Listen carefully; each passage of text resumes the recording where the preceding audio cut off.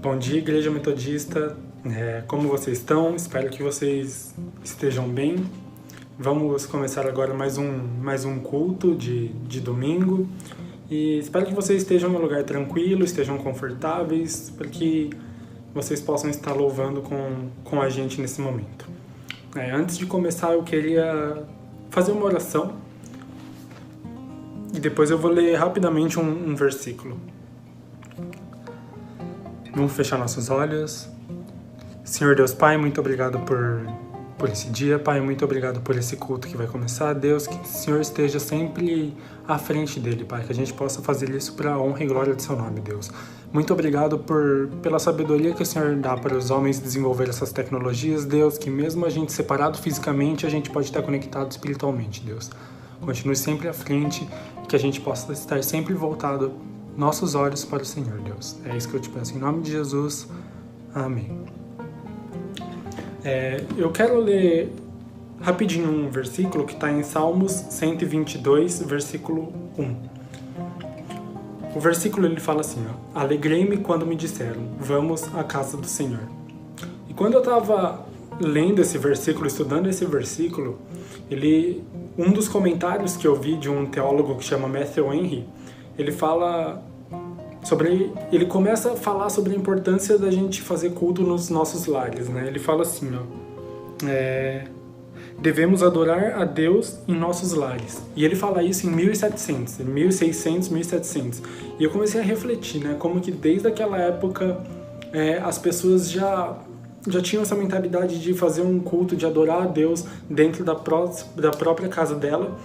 E hoje, quando eu estava estudando em uma matéria do seminário sobre a igreja moderna, ele estava falando como isso tem se perdido um pouco, né? Como as pessoas hoje elas se concentram muito em ter um culto com um palco, com uma banda, e eles perderam um pouco essa essência de adorar na própria casa deles, né? E é uma coisa que a gente vê que tinha antigamente, que a gente vê que é bíblico e que tem se perdido um pouco. E talvez essa pandemia ela resgatou bastante isso, de podemos estar na nossa casa, a gente pode louvar da nossa maneira, cantar sem ter vergonha de estar desafinado, de cantar mal. E eu acho que isso é um negócio muito fantástico, né? Cada um tem uma forma de louvar a Deus, tem gente que gosta de levantar o braço, tem gente que gosta de ficar orando durante o louvor. E eu acho que é muito legal a gente poder ser desinibido dessa forma quando a gente está louvando na nossa casa. E a primeira música que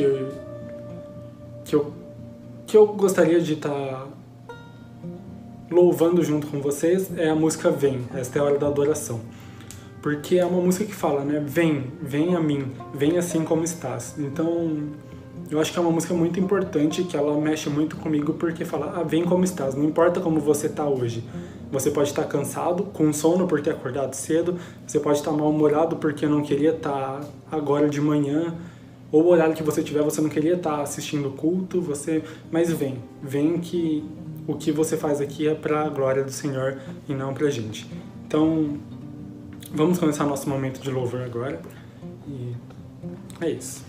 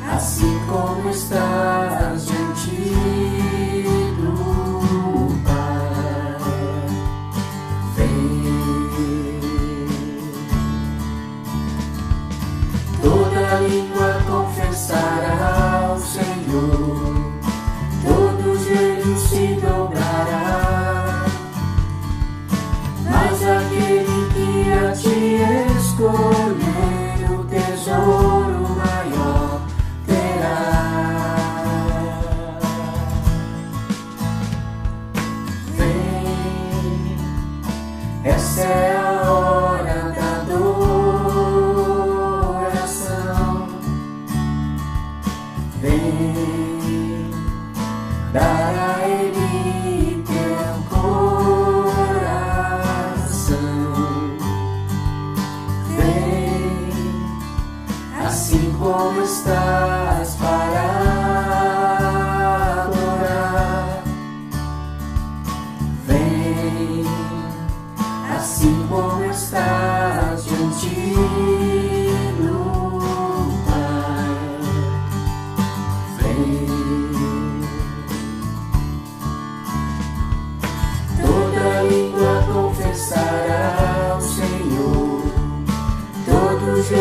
se dobrará,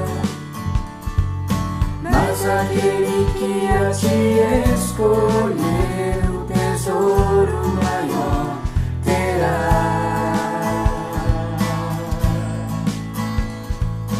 Toda língua confessará o Senhor, todo joelho se dobrará, mas aquele que a ti escolher o tesouro maior terá.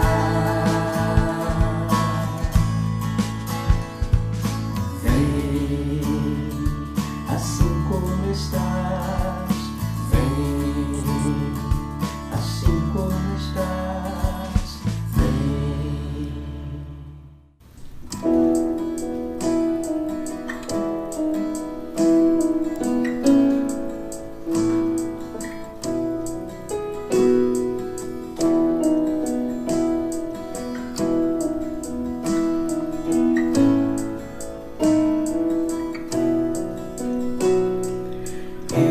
Exaltado, o Rei exaltado no céu, eu louvarei. Ele exaltado para sempre, exaltado seu nome, louvarei.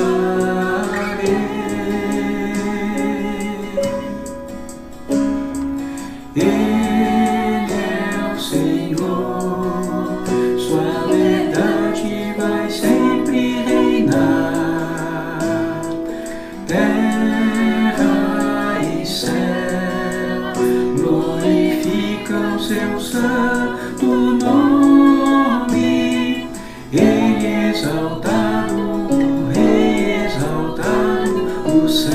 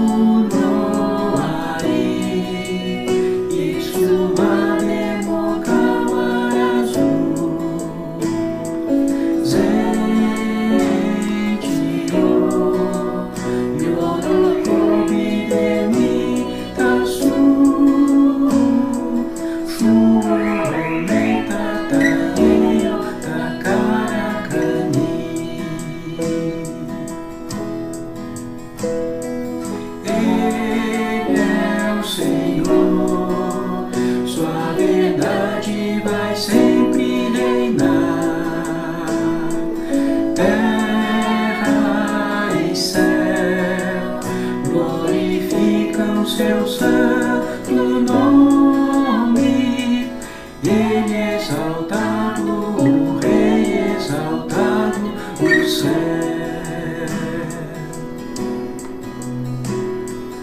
Ele é exaltado, o Rei exaltado no céu.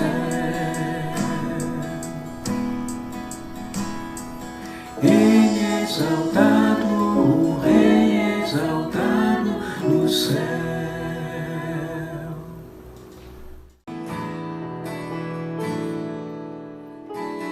Grande é o Senhor e muito digno de louvor, na cidade do nosso Deus, o seu santo monte. A alegria de toda a terra,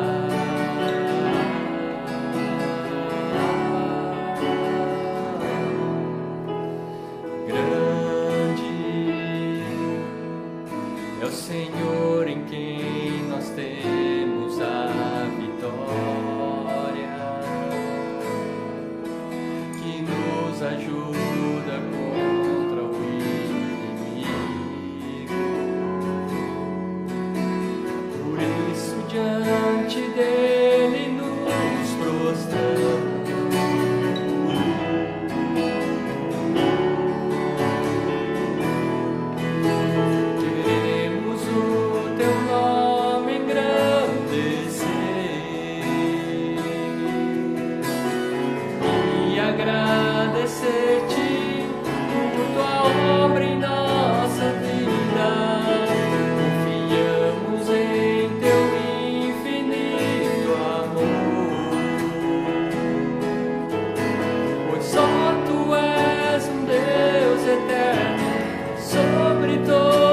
terra e céu.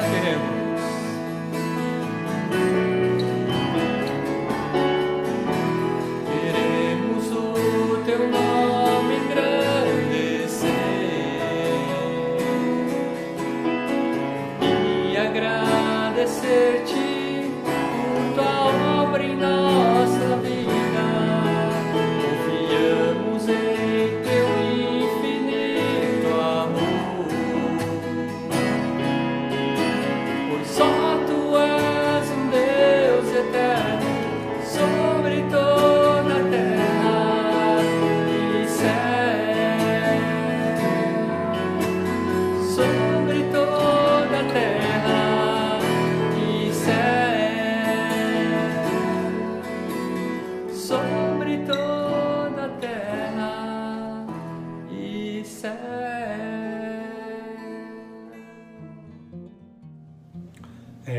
Eu gostaria agora de fazer uma oração para finalizar e a gente passar a palavra para o pastor.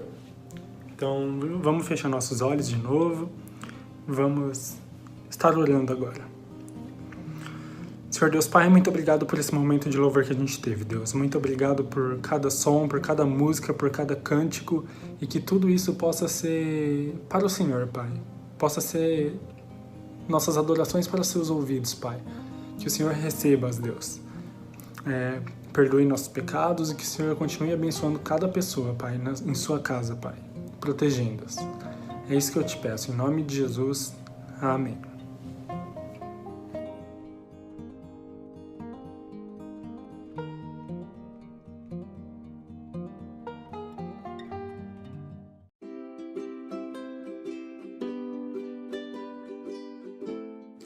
Olá, estamos iniciando o estudo na vida de Moisés.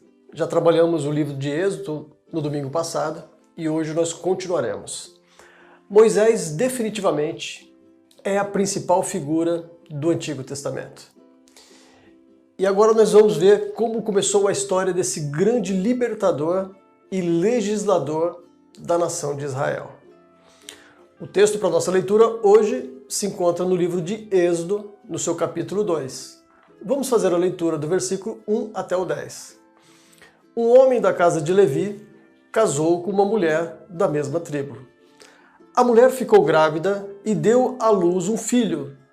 Vendo que o menino era bonito, escondeu-o durante 3 meses. Não podendo, porém, escondê-lo por mais tempo, pegou um cesto de junco, tapou os buracos com betume e piche, e pondo nele o menino, largou o cesto no meio dos juncos, à beira do rio. A irmã do menino ficou de longe, para ver o que ia acontecer com ele. A filha de Faraó desceu para se banhar no rio, e as moças que tinham vindo com ela passeavam pela margem. Quando ela viu o cesto no meio dos juncos, mandou que uma das criadas fosse buscá-lo. Abrindo o cesto, viu a criança, e eis que o menino chorava. Ela teve compaixão dele e disse: "Este é um menino dos hebreus." Então a irmã do menino perguntou à filha de Faraó: "Quer que eu vá chamar uma das hebreias para que sirva de ama e crie esta criança para a senhora?" A filha do Faraó respondeu: "Vá." A moça foi e chamou a mãe do menino. Então a filha de Faraó disse à mulher: "Leve este menino e amamente-o para mim. Eu darei um salário para você." A mulher pegou o menino e o criou. Quando o menino já era grande, ela o levou à filha de Faraó, da qual ele passou a ser filho. Esta lhe deu o nome de Moisés e disse: "Porque das águas o tirei." O tema de nossa mensagem no dia de hoje é: lute por sua família. A nação de Israel viveu um momento muito delicado ali no Egito. O faraó, não querendo que a nação prosperasse e crescesse e temendo que se tornasse um povo mais poderoso do que os egípcios, o faraó inicia uma opressão, trabalhos forçados, que logo se tornou uma escravidão generalizada. Ainda não satisfeito e percebendo que o povo continuava crescendo, pois tinha a bênção de Deus, o faraó inicia um genocídio. ele tenta evitar o crescimento daquele povo, exterminando parte da população. No caso, as parteiras deveriam tirar a vida dos meninos assim que nascesse. Este plano de Faraó não surtiu efeito, e aí ele autorizou seus soldados que encontrassem bebês do sexo masculino escondidos nas casas, que os meninos fossem jogados no rio Nilo para serem afogados ou mortos ou comidos por crocodilos. Todos nós já ouvimos falar de Moisés. O Antigo Testamento fala bastante sobre ele. Há filmes e novelas que retratam a sua história e os seus grandes feitos. Ele foi o homem que enfrentou o poderoso faraó do Egito, libertou o povo hebreu da escravidão e conduziu o povo pelo deserto durante 40 anos. Moisés, como sabemos, foi um grande herói. Mas não podemos esquecer que um dia ele foi apenas uma criança indefesa que dependeu da proteção de sua família. Você conhece a família de Moisés? O pai de Moisés chama-se Anão e sua mãe Joquebede. Os irmãos de Moisés eram Miriam e Arão. Quando Moisés nasceu, sua irmã Miriam já devia ser uma adolescente. O versículo 8 a chama de moça. Então ela era uma criança próxima da adolescência. E Arão era 3 anos mais velho do que Moisés. Êxodo 7:7 nos dá essa informação. Então, a família de Moisés era uma família unida, corajosa e que possuía fé em Deus. Deus tinha um grande propósito com a vida daquele bebê que acabou de nascer. Mas a família de Moisés precisou entender e participar dos planos de Deus para que esses planos se tornassem uma realidade na vida de Moisés. Então, naquele período, com os ataques de Faraó contra o povo de Deus, as famílias estavam debaixo de um ataque. E hoje nós vivemos esta mesma realidade. As famílias cristãs, numa sociedade corrompida como a nossa, está sob ataque. As famílias enfrentam um intenso ataque cultural. Nesse momento, vivenciamos essa situação muito conflituosa da pandemia do coronavírus. Mas acreditem, o coronavírus não é o nosso maior inimigo. A destruição de nossas famílias pode vir por outras vias mais perigosas do que um vírus. A estratégia é destruir os padrões familiares idealizados pelo próprio Deus.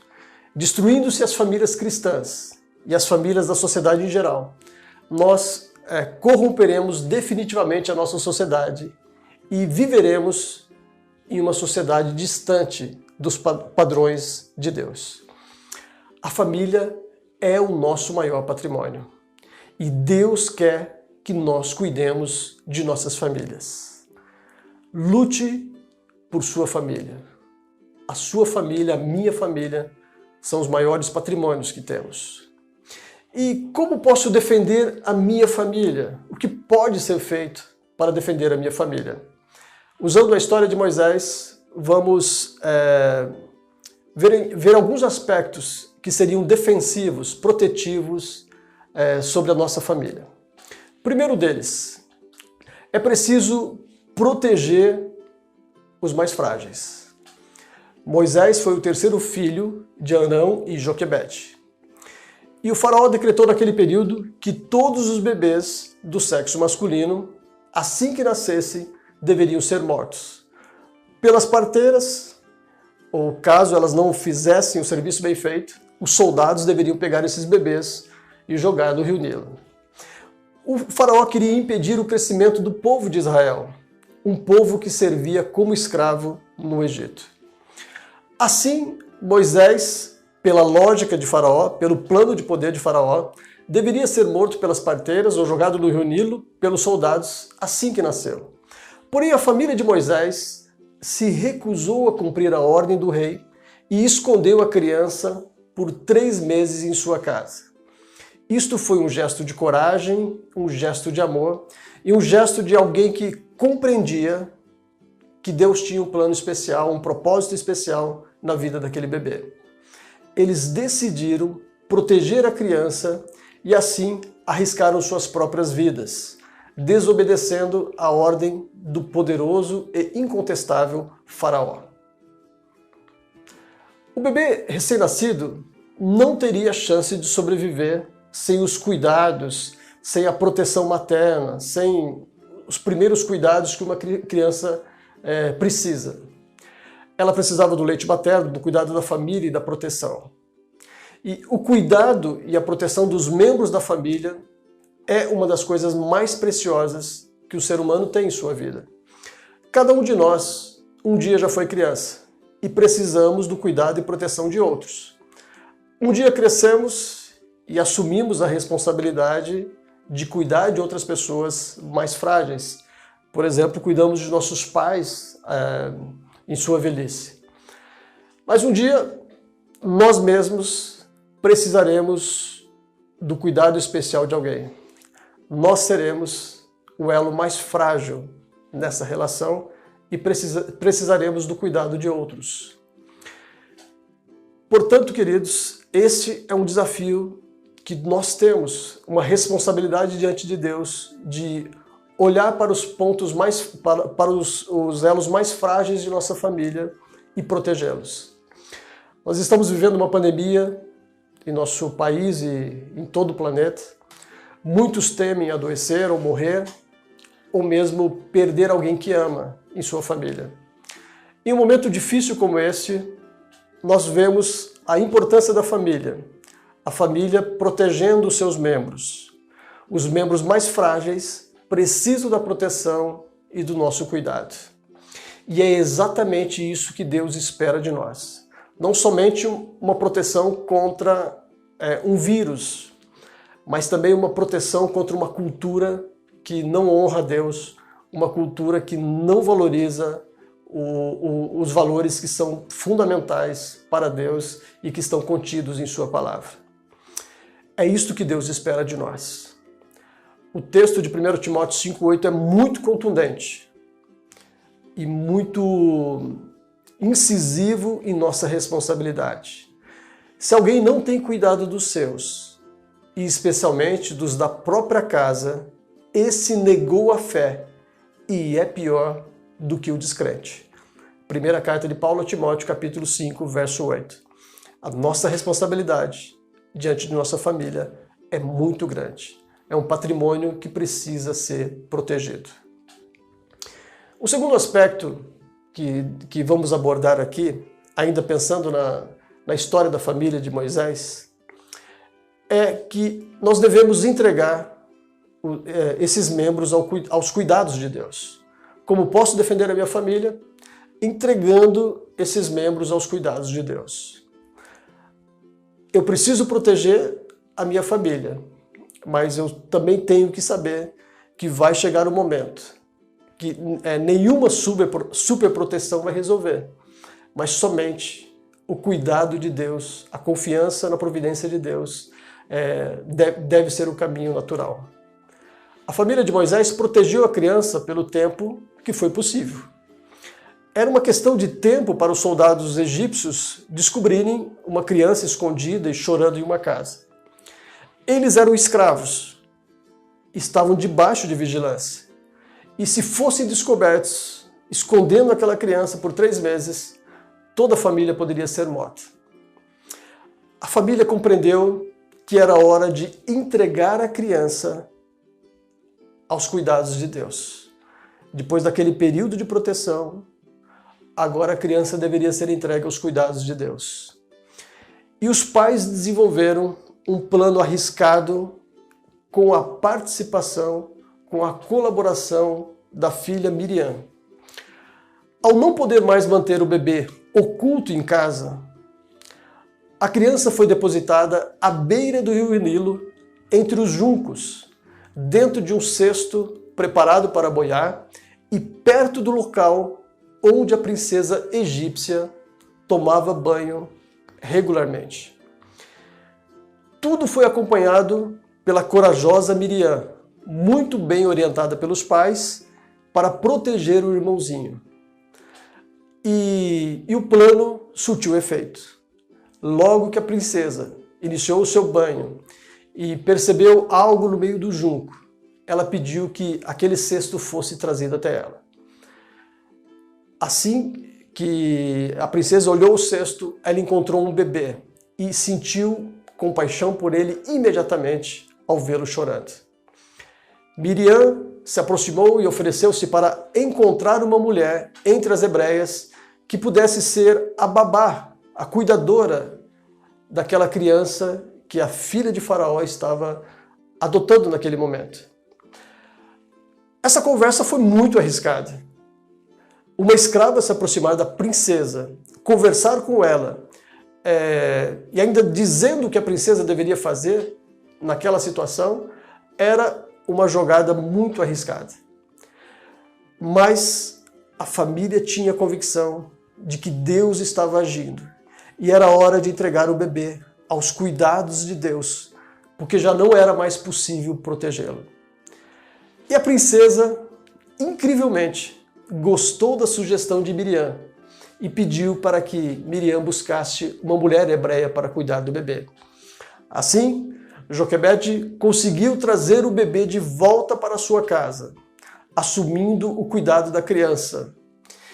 E ainda conseguiu um salário para cuidar do bebê, que na verdade era ninguém mais do que o seu filho amado. Desta forma, os pais de Moisés salvaram o filho da morte e ainda puderam criar a criança nos primeiros anos de vida. Agora, sem medo que os soldados egípcios fizessem algum mal para o bebê.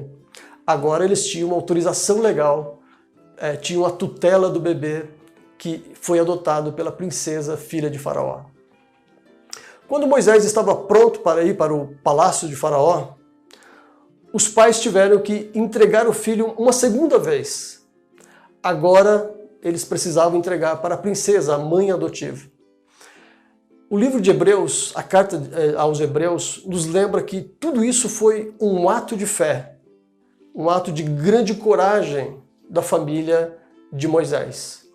Eles confiaram que estavam entregando o bebê não para a princesa, mas novamente aos cuidados de Deus que tinham propósito para a vida daquela criança. Da mesma forma, precisamos cuidar dos membros mais frágeis de nossa família, mas também conscientes que precisamos entregá-los aos cuidados de Deus. Somente Deus, em sua infinita graça, misericórdia e sabedoria, sabe como governar as nossas vidas e sabe o que é melhor para cada membro de nossa família. Não adianta uma super proteção, mas num ato de fé, nós precisamos confiar na soberania de Deus. Deus tinha um plano na vida de Moisés e a família decidiu confiar no que Deus estava fazendo. Isto é fé. E uma terceira lição que nós podemos tirar da família de Moisés e pensando em como posso defender a minha família é ensinar sobre o amor de Deus. Esta foi uma das atitudes mais belas da família de Moisés, que definitivamente marcaram a vida do garoto. O versículo 9 diz que a mãe de Moisés, a mulher que se ofereceu para cuidar do bebê, que na verdade era sua mãe biológica, pegou o menino e o criou. O livro de Hebreus, a carta de Hebreus, fala que os pais de Moisés possuíam fé. Nós não sabemos, não podemos precisar por quantos anos a criança Moisés esteve aos cuidados dos seus pais, até que ele fosse entregue no palácio. Talvez 3 anos de vida, 4, 5, ninguém pode precisar. Mas os pais de Moisés sabiam que tinham um tempo precioso para marcar a mente daquele garoto com a palavra de Deus. A família de Moisés vivia como escrava no Egito, mas eles acreditavam que um dia Deus libertaria a nação de Israel, conforme as promessas feitas a Abraão no livro de Gênesis. Eles confiavam e esperavam essa libertação. Eles tinham fé que esta promessa de Deus se tornaria realidade. Assim que Moisés nasceu, eles acreditaram que havia um propósito especial na vida daquele garoto. E eles tiveram o grande privilégio, a oportunidade de educar Moisés até que ele estivesse pronto para morar no palácio com a princesa. Joquebede sabia que teria poucos anos para educar o seu filho antes de entregá-lo para a mãe adotiva.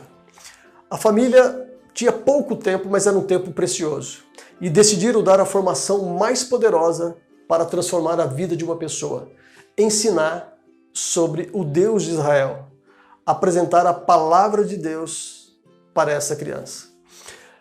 A família ensinou sobre as promessas de Deus, a Abraão, a Isaac e a Jacó, ensinaram sobre José, ensinaram que não seriam escravos para sempre naquele lugar, porque um dia eles seriam retirados pelo poder de Deus. O Deus Todo-Poderoso cumpriria a sua promessa e eles seriam levados daquele lugar. A família acreditava no amor de Deus, apesar de estarem vivendo aquele período tão difícil de escravidão, opressão e perseguição do faraó. E a família conseguiu transmitir esta verdade ao coração do menino Moisés. Moisés ficou pouco tempo com seus pais biológicos e teve pouco tempo de contato com seus irmãos, mas a sua mente jamais se esqueceu de tudo o que aprendeu sobre Deus. Moisés foi levado para o palácio e ali ele recebeu uma formação primorosa, viveu em grande conforto e recebeu a melhor educação possível no mundo daquela época. Atos 7:22 diz que ele foi educado em toda a ciência dos egípcios. Estamos falando de um conhecimento alto para aquele período. Mas quando Moisés se tornou adulto, apesar de todos os anos que viveu no palácio, Moisés sabia qual era a sua verdadeira família, quem era o seu povo e quem era o seu Deus. Moisés, assim, tornou-se um homem de fé, pois a educação religiosa que recebeu de sua família formou definitivamente o seu caráter. Assim, Moisés estava pronto para que os planos e propósitos de Deus na vida dele se cumprissem. A família de Moisés foi fundamental na formação do homem que se tornou Moisés. Moisés realizou feitos extraordinários por causa da sua fé em Deus. Moisés cresceu e se tornou a figura mais importante do Antigo Testamento. Mas tudo isso foi por causa da colaboração de sua família. Esta é a importância da família na vida de um indivíduo. A família é o nosso maior patrimônio. Precisamos cuidar e proteger esse patrimônio que Deus colocou em nossas mãos. Que Deus abençoe a cada uma das famílias que estão participando do culto nesta manhã e ouviram essa mensagem. Eu quero orar nesse instante por sua casa, por sua família, por todas as famílias da igreja. Por favor, feche os teus olhos e curva a sua cabeça.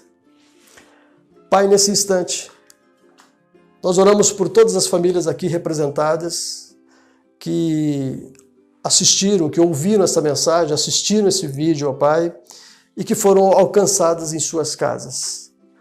Senhor, nós reconhecemos que a família nasceu em seu coração, é um projeto instituído pelo Senhor, é uma instituição divina, e o Senhor delegou a nós uma grande responsabilidade no cuidado de nossas casas.